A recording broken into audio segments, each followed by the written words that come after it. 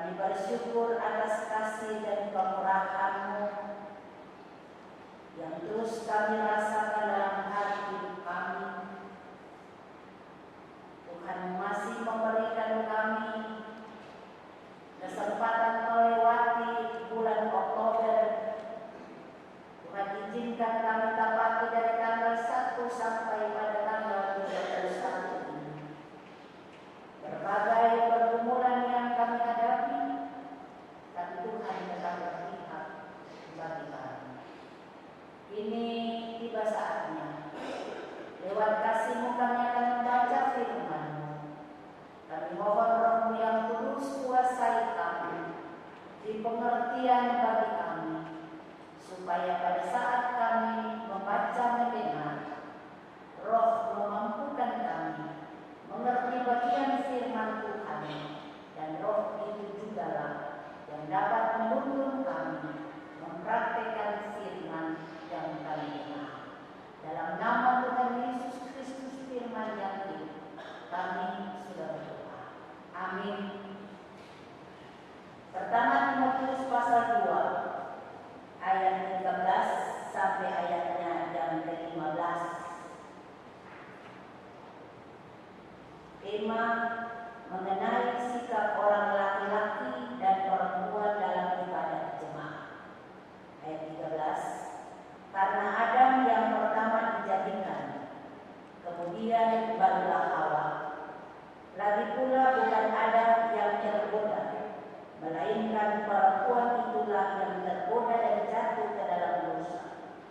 Tapi perempuan akan diselamatkan karena melahirkan anak, asal ia bertekun dalam iman dan kasih dan pengurusan dengan segala kesederhanaan.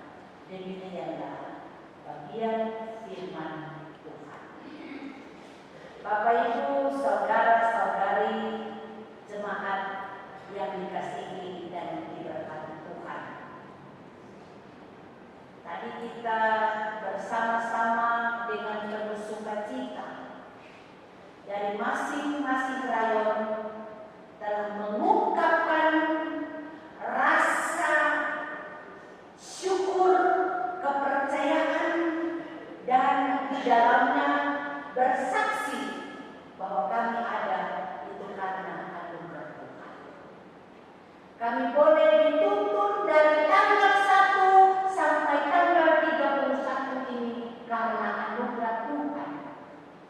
Maka ungkapan pernyataan iman dari rayon keempat dikatakan begini: dalam menjalani perjalanan selama 1 bulan, mereka menemui banyak ombak dan arus pencobaan.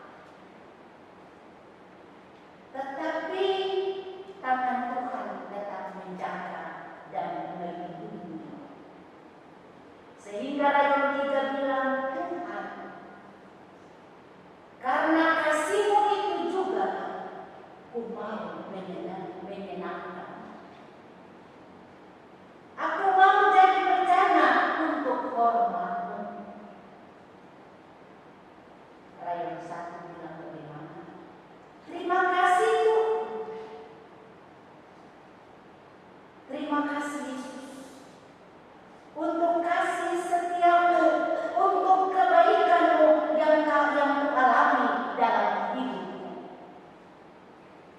Lalu rayon 2 bilang, betapa hatiku berterima kasih Yesus, karena Engkau mengasihiku, Engkau memilihku, Engkau memiliki. Hanya ini Tuhan persembahanku, segenap hidupku, pakailah hidupku sebagai alatmu seumur hidupku.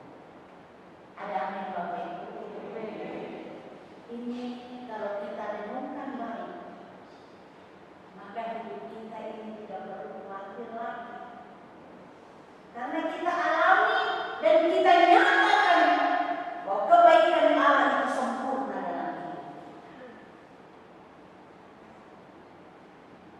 Melewati, Paulus juga melengkapinya dengan menjelaskan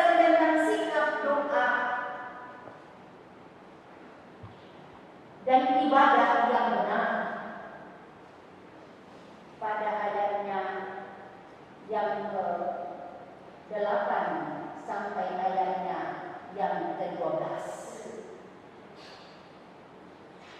Dari bagian ini Rasul Paulus menasihatkan kepada kaum laki-laki agar ketika mereka berdoa, bahwa ketika laki-laki itu mereka berdoa, mereka harus melakukannya dengan tangan yang suci,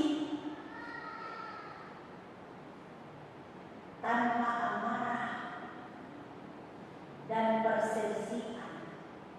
Kenapa demikian Rasul Paulus menyampaikan hal ini kepada Timotius atau kepada jemaat? Karena di dalam jemaat ini sering terjadi pertengkaran di antara mereka. Karena munculnya berbagai ajaran sesat dalam ibadah jemaat. Oleh sebab itu Paulus memperingatkan mereka untuk mereka mempunyai sikap hati yang tenang, mempunyai sikap hati yang bening, damai, bersih, dan berfokus saat berdoa.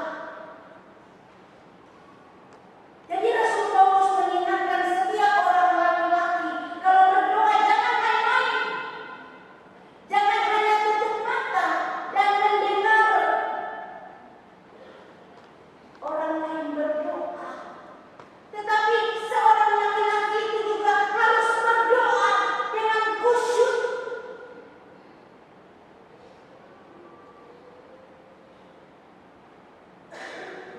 Harus fokus.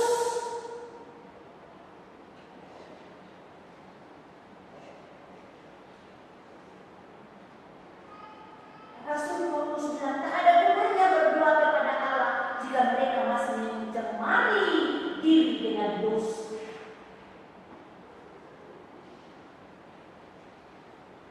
Kesucian hidup sungguh-sungguh sangat diperlukan Bapak Ibu Saudara, supaya doa-doa itu berkenan kepada Allah.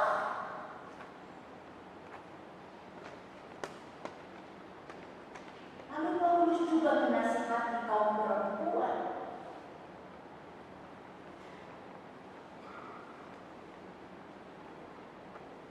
Yang pertama, Paulus menasihati perempuan mengenai dandanan. Yang dimaksudkan di sini bukanlah gaya rambut, perhiasan atau pakaian, atau sesuatu yang berkaitan dengan penampilan luar. Yang dimaksud oleh Paulus adalah hendaknya perempuan berdandan dengan kesopanan, kesederhanaan, dan lebih daripada itu adalah perbuatan baik.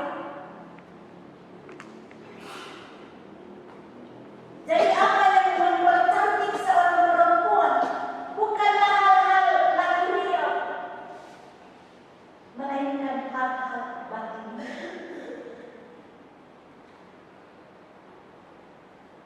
Bukan yang dapat dilihat oleh manusia, tetapi yang dilihat oleh Allah. Di dalam ini hati. Kalau hati tidak benar, keluar kata-kata tidak benar.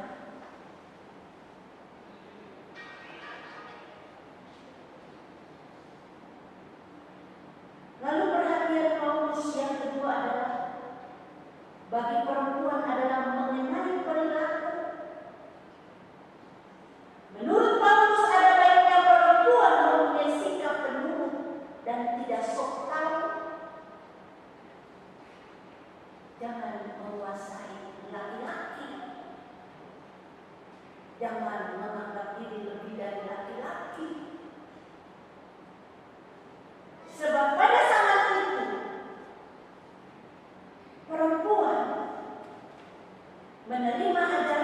suci itu melalui ayah mereka atau suami mereka. Jadi menurut Paulus, sikap yang benar saat ibadah adalah berdiam diri. Berdiam diri, tenang, fokus.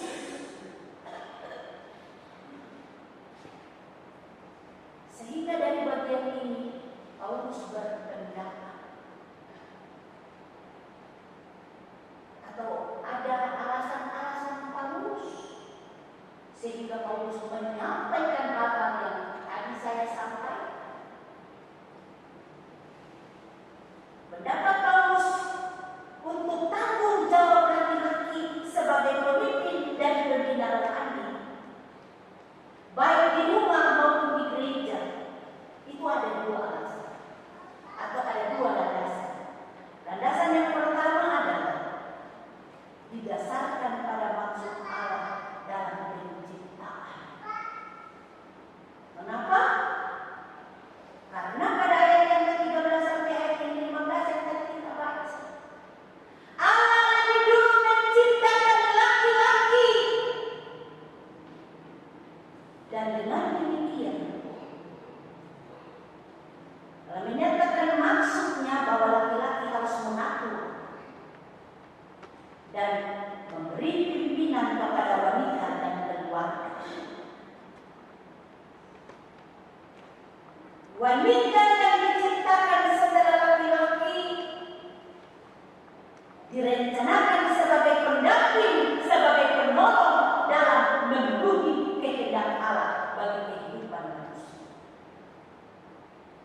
Jadi perempuan sebagai penolong, perempuan sebagai pendamping, tapi perempuan tidak boleh menjadi pemimpin untuk menguasai kepala keluarga, yaitu suami.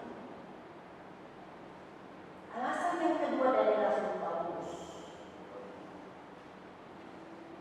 bahwa ini juga didasarkan pada akibat yang merusak apabila laki-laki dan wanita mengabaikan peranan yang diberikan Allah kepada mereka dalam paman Eden.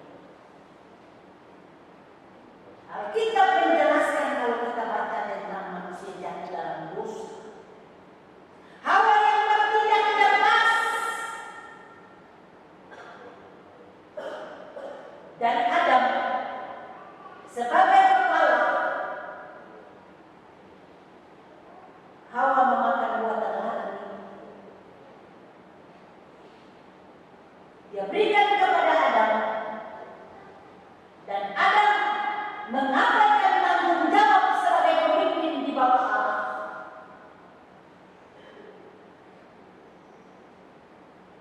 Adam mengakui atau menyetujui ketidaktaatan Allah. Akibat daripada ketidaktaatan itu ada konsekuensi. Disebutkan akibatnya dia jatuh juga dan membawa dosa dan kematian atas seluruh umat manusia. Konsekuensi, laki-laki mencari keringat keluar baru dapat berkah. Jadi laki-laki punya tugas itu mencari, bekerja untuk memperoleh berkah. Itu tugas utama laki-laki. Akibat daripada ketidaktaatan kepada perintah Allah memberikan kebebasan penuh kepada Allah, lalu Hawa dengan kebebasan itu mengambil buah yang dilarang Tuhan, lalu makan, lalu kasih ke Adam. Alkitab berkata pada saat itu ada, tapi Adam tidak bisa dikenal. Kalau istilah-istilah sekarang ini, suami takut istri kan? Iya kan? Suami takut istri. Jadi ada konten satu sama nonton itu, ya minta maaf, mungkin aparat, dia ikhlas kepada anak buahnya. Lalu dia masuk, dia tutup pintu, dia menangis, dia gosok-gosok kakinya, dia minta ampun dari istrinya. Dia istri sudah berbeda apa itu. sebenarnya sebagai laki-laki itu harus mempertahankan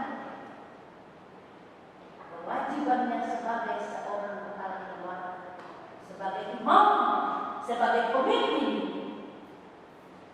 Terkadang dalam rumah juga istri yang berdua dan dua malam itu bapak bilang, mama berdua sudah. Nah satu mata saja. Kenapa orang laki-laki takut berdoa? Padahal itu tanggung jawab penuh yang diberikan kepada suami sebagai imam di tengah-tengah keluarga. Kalau pada saat itu istri yang berdoa, berarti bapak suka si bapak hak untuk istri. Istri sekarang memimpin bapak menjadi penolong dan pendamping di sana.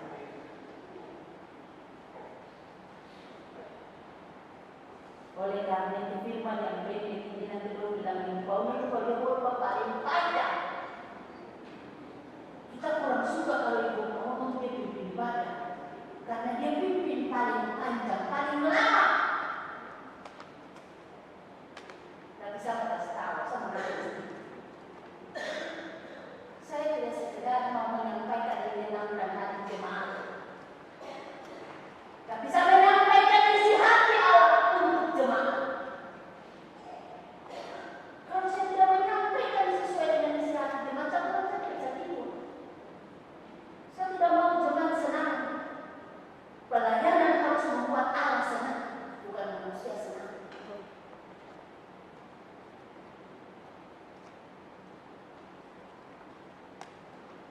Makna firman Tuhan bagi kita, pertanyaan bagi kita, Bapak Ibu dan saya, orang laki-laki dan orang perempuan, Bapak dan Mama, anak-anak muda yang hidup pada zaman sekarang. Apakah sikap kita dalam berdoa dan beribadah sudah benar? Ataukah itu hanya merupakan suatu rutinitas saja bagi kita? Kita harus tahu pada saat kita beribadah, Allah hadir bersama-sama dengan kita. Allah melihat kita karena kita menyembah Dia. Dan Allah tahu siapa yang menyembah dengan benar. Allah tahu siapa yang memang benar-benar mempunyai keinginan dalam ibadah.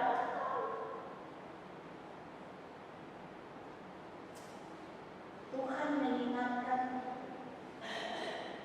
bahwa ibadah harus dilakukan dengan ketulusan tanpa keinginan jahat.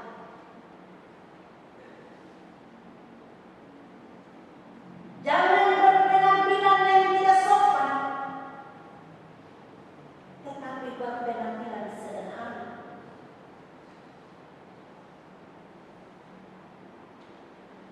Firman berkata orang-orang yang terlibat dalam pelaksanaan ibadah harus memiliki pemahaman yang benar dan menghormati kepemimpinan yang telah Tuhan tetapkan sejak awal. Apa yang dikatakan oleh firman? Semua ini dimaksudkan untuk membawa jemaat, baik pria maupun wanita, kembali kepada kerendahan hati sebagai unsur yang sangat vital bagi terlaksananya ibadah yang berkenan bagi Tuhan. Karena perselisihan dan penonjolan ini yang terjadi di antara kita adalah musuh ibadah kita. Lakukanlah ibadah seturut kehendak Tuhan, bukan kehendak atau motivasi pribadi. Mungkin banyak di antara kita yang masih belum membereskan hidup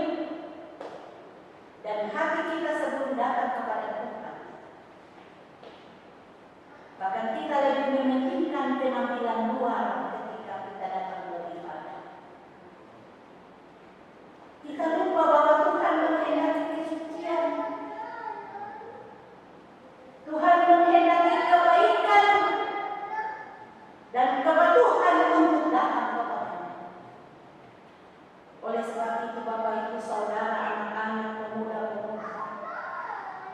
Marilah kita mulai membereskan hati kita.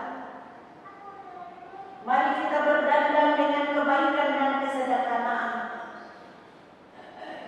serta berdiam diri di hadapannya, sehingga ibadah dan doa-doa kita berkenan kepada Tuhan. Tuhan memberkati kita untuk dapat memasuki bulan yang baru, bulan November, dengan berbagai tugas dan tanggung jawab yang sementara